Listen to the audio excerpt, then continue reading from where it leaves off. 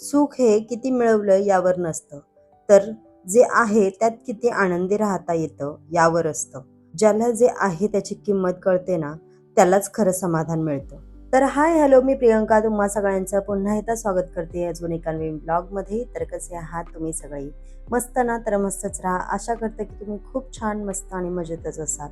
तर चला, आता नाश्त्यामध्ये ॲज युजुअल मी पोहे बनवलेले आहेत आज आणि अहो सुद्धा घरी आहेत. तर म्हटलं चला आज छान असा नाश्ता करूया.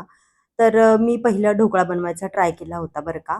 पण तो काही माझ्याच्याने जमला नाही आणि ती सगळी गडबड गोंधळ झाली माझी आणि त्याच्यामुळे म्हटलं चला आता घाई-घाई आपण हे साधे सिंपल आपले जे पोहे असतात तर तेच बनवून घेऊया. जेव्हा पण मी पोहे बनवते ना, तर लिंबू मी जेव्हा आपण पोहे बनवतो तर तेव्हाच मी लिंबू पिळून घेत असते. जेणेकरून ना लिंबाची टेस्ट छान सगळ्यामध्ये पोह्यामध्ये मिक्स होते आणि त्याच ऐवजी जर आपण वरतून असं लिंबू दिलं म्हणजे लिंबाची फोड दिली, तर ती आपण कधी यूज करतो पण कधी नाही पण. म्हणून मग त्यापेक्षा मी असा लिंबू त्यातच पिळून घेत असते जेव्हा मी पोहे बनवते तेव्हाच. आणि पोहे असतील आणि अशी भरपूर अशी कोथिंबीर नाही टाकली, असं तर आपलं कधी होणार नाही. कारण पोहे म्हटल्यावरती भरपूर अशी कोथिंबीर आलीच. कारण जेव्हा पोहे बनवतो ना, तेव्हा कोथिंबीर नसेल तर मग ते पोहे खायचं सुद्धा मन होत नाही. तुमचं पण असं होतं का? मला कमेंट करून नक्की सांगा. आज अहो घरी असल्यामुळे ना सगळी कामं लेट-लेट चालू झालेली आहेत माझी आणि आजचा दिवस सुद्धा माझा तसाच लेट चालू झालाय आणि ह्याच्यानंतर म्हणजे नाश्ता केल्याच्या नंतर बरीच अशी कामं आहेत, ती आम्हाला उरकून घ्यायची आहेत. हल्ली आमचं सारखं गावाला ये-जा असंच चाललेलं आहे. आता अक्षरशः असं झालंय ना, की नको आता मला कुठेच जायचं नाहीये, मला घरी थांबायचंय. कधी-कधी असं होतं, की आपल्याला कुठे बाहेर जायलाच म्हणजे नाही का संधी येत नाही, की खूप दिवस आपण घरामध्येच थांबलोय असं वाटतं. आणि कधी-कधी असं होतं, की आपण खूपच वेळा बाहेर जातो आणि मग एका पॉइंटला असं वाटतं, की नको आता मला कुठेच फिरायचं नाहीये.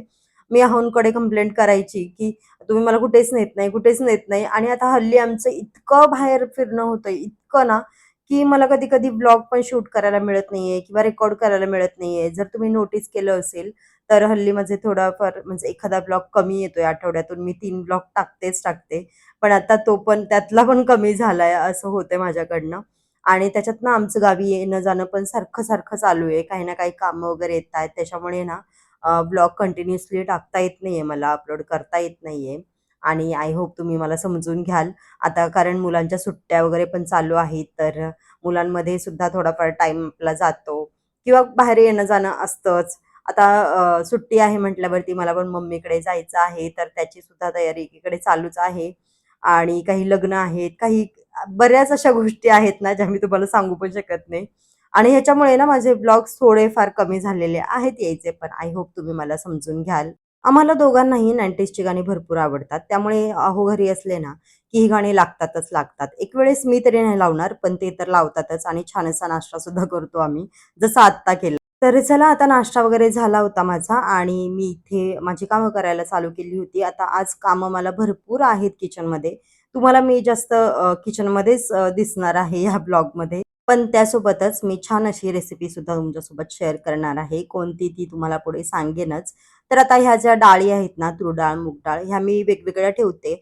कधी आपल्याला मुगाची खिचडी वगैरे बनवायचं झालं ना, तर मूग असतात अवेलेबल. म्हणजे कधी-कधी मी पहिलं असे करायचे, की मूग डाळ आणि तूर डाळ एकत्रच भरून ठेवायचे बरण्यांमध्ये. पण आता मी त्या वेगवेगळ्या ठेवते म्हणजे जेणेकरून कधी पण आपल्याला एका डाळीची गरज असेल, तर ती बरी पडते घ्यायला त्याच्यामुळे.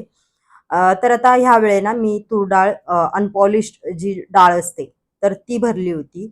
तर आता इथे तुम्हाला मी दाखवते, की जी अनपॉलिश्ड डाळ असते, तर ती कशी दिसतीये किंवा जी पॉलिश डाळ केलेली आहे, तर ती कशी दिसतीये, ह्याच्यामध्ये किती फरक दिसतोय.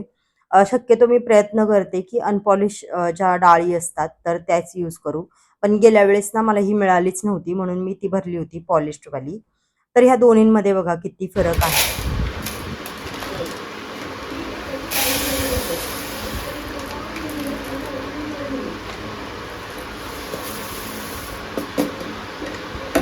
जी पॉलिश डाळ असते ना, ती शिजायला जास्त वेळ नाही लागत. लगेचच पटकन शिजते. पण जी अनपॉलिश्ड ज्या डाळी असतात, तर त्यांना शिजायला थोडा वेळ लागतो. पण तरी पण माझं असं म्हणणं आहे, की ज्या अनपॉलिश्ड डाळी आहेत, तर त्याच भराव्यात. त्या आपल्या हेल्थसाठी चांगल्या असतात म्हणून.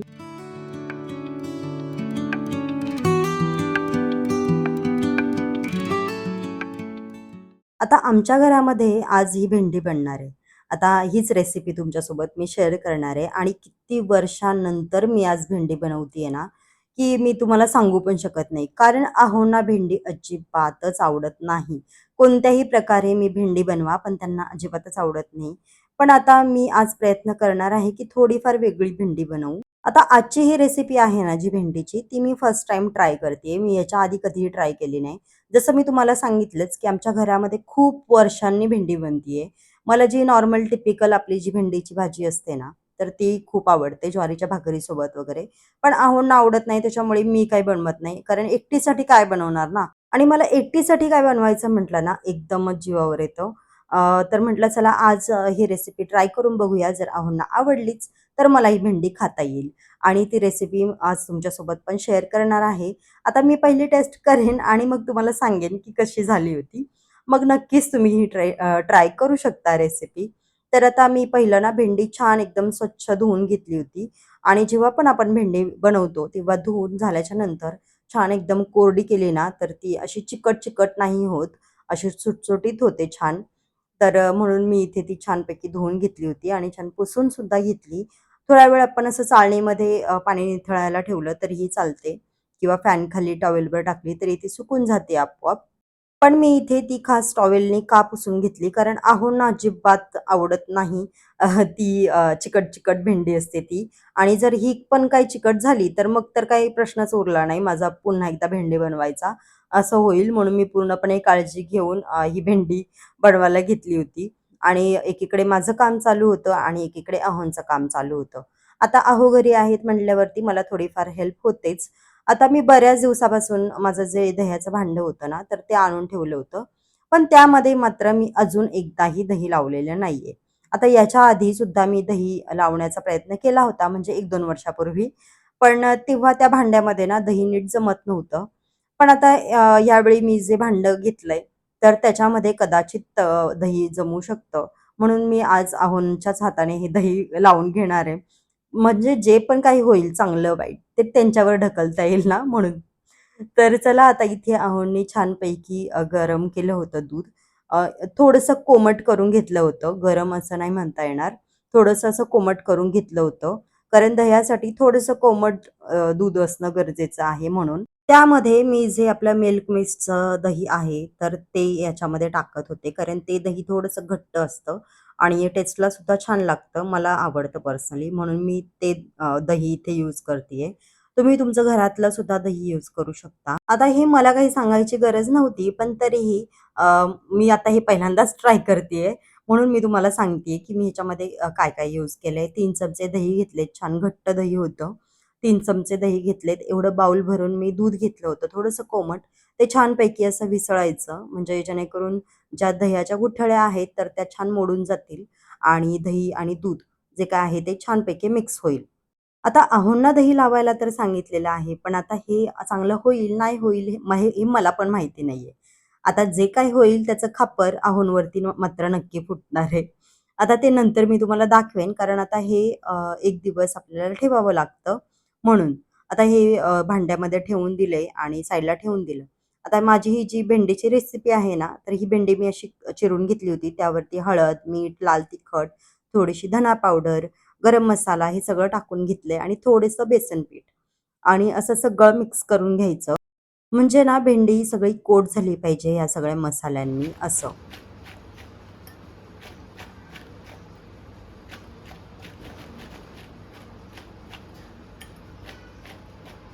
भेंडीला थोडा मसाला लावून मी थोडं 5-1 मिनिटं त्याला रेस्ट करायला ठेवलंय. तोपर्यंत गावावरून काही अळूची पानं आणली होती. तर ती इथे अळूची वडी बनवायला घेतली होती मी. मी म्हटलं ना, की आजचा माझा पूर्ण दिवस किचनमध्येच जाणार आहे. कारण मला ही सगळी जी भाजी आहे ना, ती सगळी संपवून टाकायची आहे. कारण मला जायचंय गावी. त्याच्यामुळे फ्रिजमध्ये आहे नाही ती सगळी भाजी मी आता संपवून टाकणार आहे. आणि ही अळूची पानं अशी मला वड्या करूनच ठेवायच्या होत्या त्याच्या. म्हणजे मी काय करते ना, जेवढी पण काही पानं आहेत अळूची, तर ती सगळी पानं मिळून मी वडी करून ठेवते आणि मग जेव्हा पण पाहिजे तेव्हा फ्राय करून आम्हाला खाता येते. कारण ते सारखं-सारखं करायला पण नाही जमत. माझ्यासाठी थोडंसं हार्ड पडतं ते म्हणून. तर आता इथे पानं ना मी थोडीशी अशी लाटण्याने लाटून घेते. मला पहिलं अळूची वडी नव्हती जमत, पण आता मी थोडं-थोडं ट्राय करते अळूची वडी बनवायला आणि अहोंना थोडीशी सॉफ्ट लागते अळूची वडी, पण माझ्याकडून ती अजूनही होत नाहीये. आता आज तरी होतीये का मला माहिती नाही, पण नक्की मी दरवेळी प्रयत्न करत असते, की ती सॉफ्ट व्हावी. पण आता यावेळेस कशी होईल मला माहीत नाही, पण आता करायला तर मी घेतली. आता अहो मला म्हणतायत, की आता तू अळूची वडी बनवते तर आहेस, पण ती थोडीशी सॉफ्ट बनव." आता जर का ही माझ्याच्यानी सॉफ्ट झाली नाही, तर कारण ना आपण नॉर्मली ही आधी स्टीम करतो आणि त्याच्यानंतर तव्यावरती मी ही फ्राय करते. तुम्ही पण असं करता का, की फक्त स्टीम करून खाता? हे मला नक्की सांगा कमेंट करून. कारण जर आत्ताही अहोंनी जर मला कंप्लेंट केली माझी माझ्याकडे, की म्हणजे अशी कडक झाली आहे वगैरे, कुरकुरीत झाली आहे असं, तर मी आता त्यांना जी स्टीम केलेली अळूवडी असते ना, तीच चिरून देणार आहे खायला. कारण लोकांना कुरकुरीत अळूवडी आवडते आणि अहोंना सॉफ्ट अळूवडी आवडते. आता सॉफ्ट अळूवडी कशी मी फ्राय करू मला कळत नाही.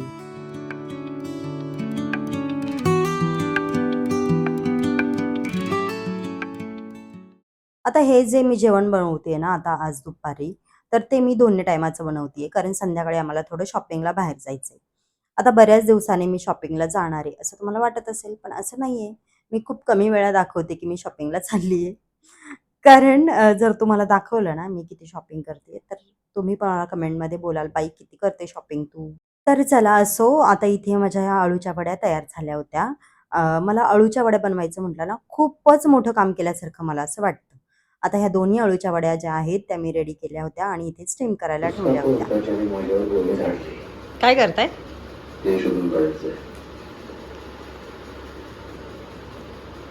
पाहिलं?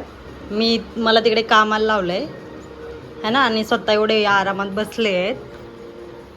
छान वेब सिरीज वगैरे चांगलं चांगलं चांगलं चाललंय. माझा सुट्टीचा दिवस आहे. तुमचा सुट्टीचा दिवस आहे आणि माझा माझा कामाचा आहे. हा? घेतलं ना सकाळी एवढी सकाळपासून 2-3 कामं करून घेतली आहेत ना. कोणती घेतली कामं? कोणती कामं केली? मशीन लावली कपड्यांची मी. अच्छा आणि दही लावलं आणि देवपूजा केली अच्छा आणि आणि आता वेब सिरीज बघते. अच्छा खूप कामं केली ना है ना. बिचारीला लावलंय कामाला एवढं गरमीत आणि स्वतः इथे वेब सिरीज वगैरे बघत बसले आहेत. काय वाटतं तुम्हाला? वाटतं ना असं झोपावंसं आणि वाटतं. हे बनव ते बनव है ना. सुट्टीचा दिवस म्हणजे आपला कामाचा दिवस आहे. ह्यांचा सुट्टीचा दिवस आहे, आपला कामाचा दिवस आहे. बाकीच्या वेळी तुम्ही दुपारी झोपता, आम्ही दुपारी झोपतो काय? दुपारी झोपतो?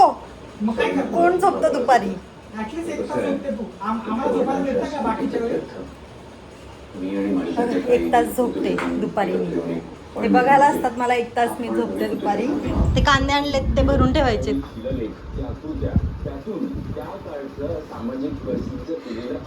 कोण भरणार ते?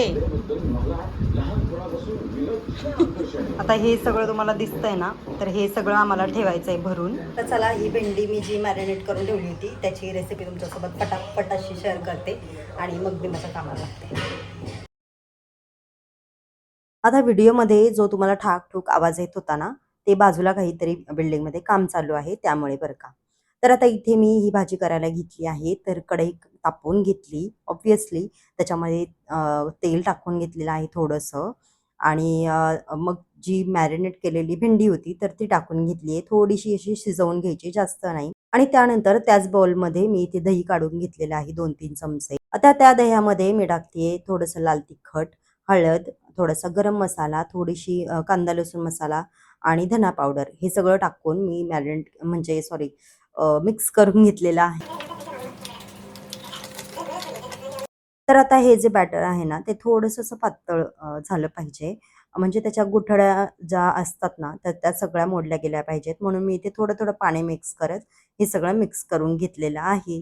ते मिक्स करेपर्यंत इकडे भेंडी थोडीफार शिजवून घेतली होती तेलामध्ये तुम्ही पाहिलं. त्याच्यानंतर मी थोडंसं तेल वरतून टाकलं होतं, कारण भेंडी एकदमच ड्राय होत चालली होती, म्हणजे खालून जळायला नको मसाला म्हणून. त्यानंतर आता त्याच कढईमध्ये मी पुन्हा एकदा तेल टाकून घेणार आहे. तेलाची क्वांटिटी पूर्णपणे तुमच्यावरती डिपेंड आहे.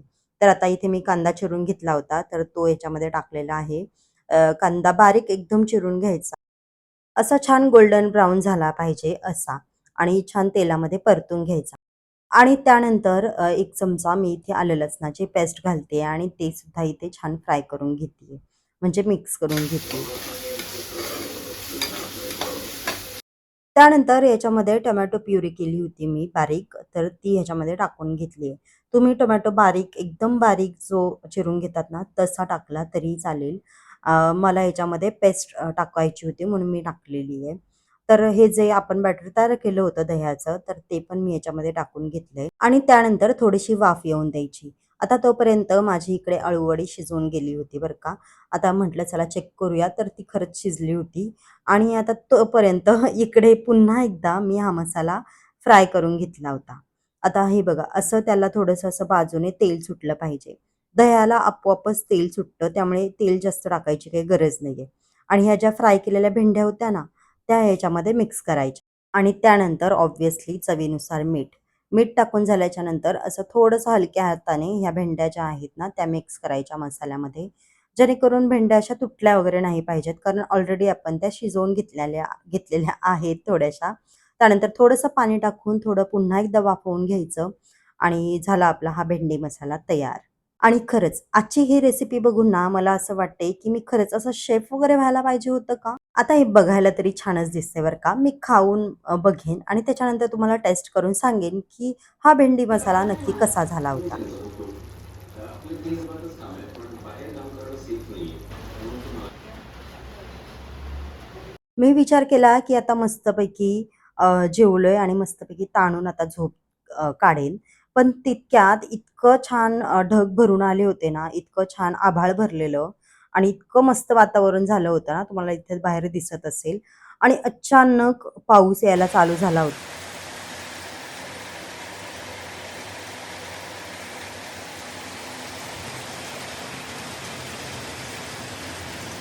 आता हा पाऊस बघून मला मात्र टेन्शन आलेलं संध्याकाळच्या शॉपिंगचं. कारण आम्ही संध्याकाळी शॉपिंगला जाणार होतो. पण आम्ही शॉपिंगला जाईपर्यंत तोपर्यंत पाऊस थोडा उघडला होता आणि नशिबाने मला संध्याकाळी शॉपिंगला सुद्धा जायला मिळालं. आता आमच्याच इथे ना ट्रेंड्स आहे. आता बहुतेक वेळा मला तिथलं कलेक्शन अजिबात नाही आवडत. म्हणजे पर्टिक्युलर त्या ट्रेंड्समधलं. बाकी ट्रेंडमध्ये जेव्हा मी जाते ना, तेव्हा तिथे कलेक्शन छान असतं. आता आमच्या इथे कलेक्शन का चांगलं नाहीये मला अजिबातच कळत नाहीये. तरी पण मला डाऊट होताच, की मी इथे येऊ की नको येऊ? पण म्हटलं नाही, आता शॉपिंगची वेळ आहे, तर आपण शॉपिंगला जायचंच. कारण आहोंचा मूड आहे तोपर्यंत शॉपिंग करून घ्यायची, नाहीतर मग गेलं. पण आता इथे मी भरपूर असे ड्रेसेस पाहिले. मला ड्रेसेस घ्यायचेच नव्हते ॲक्चुअली इथे, पण तरीही मी बघत होते कलेक्शन, की कसं आहे, कसं नाही. पण मला काही ते शेवटपर्यंत आवडलंच नाही. पण आपल्या बायकांची सवय असते ना, की आवडला नाही तरी आपण शोधत बसतो काही-काही ड्रेस. तसंच माझं चाललं होतं. मग मी तिथे काही टाईमपास केला नाही नंतर आणि नंतर आम्ही एका शॉपमध्ये गेलो. आता इथे मी पहिल्यांदाच ड्रेस घेतले होते, पण इतकं छान कलेक्शन होतं ना, तिथे मी शॉपिंग करून घेतली जी पाहिजे होती ती आणि त्यानंतर आम्ही गेलो पीटर इंग्लंडमध्ये. कारण आम्हाला दोघांनाही पर्सनली इथलं कलेक्शन खूप आवडतं अहोंसाठीचं. तर आता मी शॉपिंग केली आणि अहोंनी नाही केली असं तर कधी होणार नाही. त्यामुळे त्यांची शॉपिंग करून घेतली. तर चला आजचा हा ब्लॉग इथेच एंड करते. भेटूयात नेक्स्ट ब्लॉगमध्ये. जर तुम्हाला माझे ब्लॉग्स आवडत असतील तर चॅनलला सबस्क्राईब मात्र नक्की करा. व्हिडिओ आवडला असेल तर लाईक करा, शेअर करा. भेटूयात अशाच एका नवीन ब्लॉगमध्ये. तोपर्यंत आनंदी राहा, खुश राहा, हसत राहा, स्वतःची काळजी घेत राहा. बाय.